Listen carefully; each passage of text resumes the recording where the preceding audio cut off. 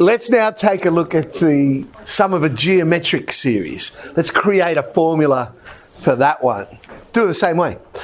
I could physically add them all up. So A plus AR squared and so on. Because I could do that, I'll do it again. But this time, I'll multiply everything by R. But you'll notice I've cleverly shifted all those terms to make it a little bit more obvious what's going to happen, although the spacing didn't quite work out there. But we can see if we treat this as simultaneous equations, the AR will cancel with the AR and the AR squared with the AR squared. So if we do a subtraction, we'll be left with the last term of the bottom line there, so the AR to the power of n, minus the first term in the top line, so AR to the power of n minus A. We can now work out a formula. Divide by R minus 1, and there it is.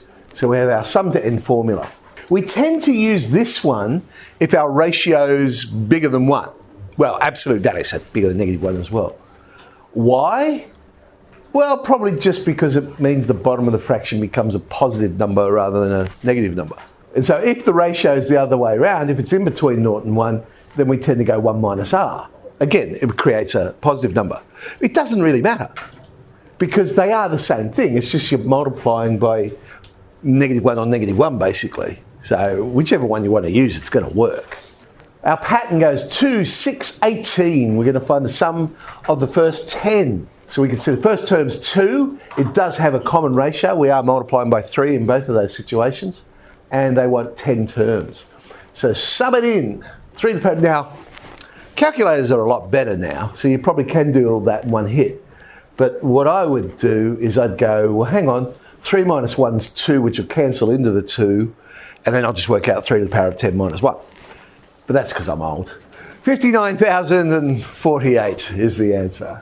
Here's one in sigma notation, but note we're not starting at n equals 1 in this case. So the first case would be 6 times a half squared. And that's 3 on 2. The ratio, well, we can see the general term there is 6 times a half to the n minus 1. So our ratio must be a half. And the number of terms, be careful, it's inclusive. So 8 minus 3, sure, that's 5, but add 1 because it's inclusive, we've got 6 terms there.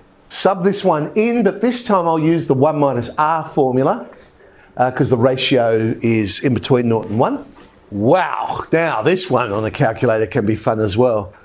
You've got to be careful when you're doing fractions to a power because sometimes calculators will go give decimal approximations. So that's why I do it this way. I work out the parentheses first, and a half to the power of 6, but then take it away from 1 gives me 63 on 64. Bottom of the fraction is a half.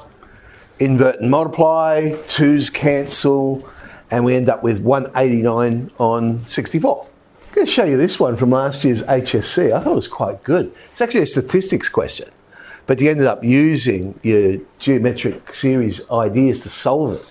So discrete random, remembering all this by the way? Discrete random variable has a probability distribution as shown. N is a positive integer. We have to show that the expected value of all this is n outside of 2r minus 1. I think it was actually worth 4 marks, this question. Expected value, you'll recall how we do that. I need to create another row, x times px, because expected value is the sum of x times the probability of x. So let's multiply them all, and something really nice happens because r times r to the n is r to the n plus 1. R to the n minus 1 times r squared is r to the n plus 1. R to the n minus 2 times r cubed is r to the n plus 1. In fact, they all turn out to be r to the power of n minus 1. So that's great. You don't actually need to know how many terms there are. We know then we've got the sum of xpx would be r to the n plus 1 plus r to the n plus 1 plus r to the n. Question is, how many of them are there? There are n of them there. Well, that's not what they asked us to show though, is it? So how do we manipulate this to get, well, basically we now want to show r to the power of n plus 1 is 2r minus 1, don't we?